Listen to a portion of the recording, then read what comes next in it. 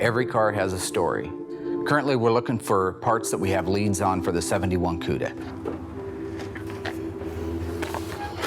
You don't care if it takes them 500 hours to fix it, right? That'll buff. That'll buff. What do you say about me being buff?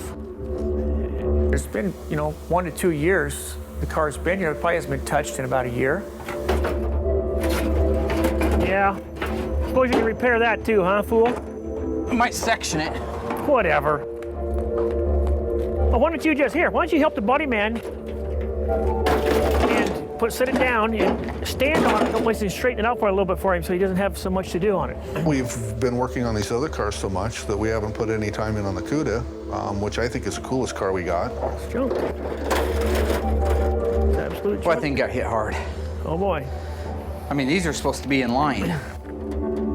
So after talking to Jerry, the guy who wrecked the car back on July 5th, 1980, I found out that he was racing a 1967 Ford pickup, of all things. They had just come back from a little store over in Alpine where they picked up some refreshments, I suppose. They were playing leapfrog on an old country road.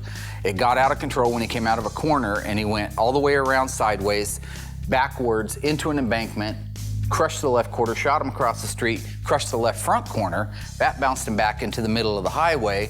By that time, the Ford had swerved out and gone around him and pulled over, and he came to rest in the middle of the highway with no axle underneath it. He told me he was going over 100 miles an hour, at least when he went out around the truck. So say he hit the brakes and slowed down, he might have been doing 80 when he hit the embankment.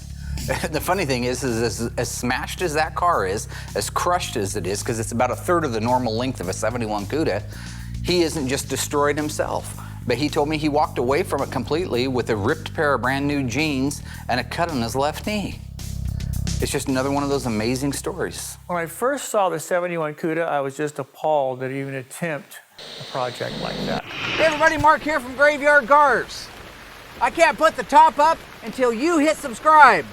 So I'm begging you, hit subscribe.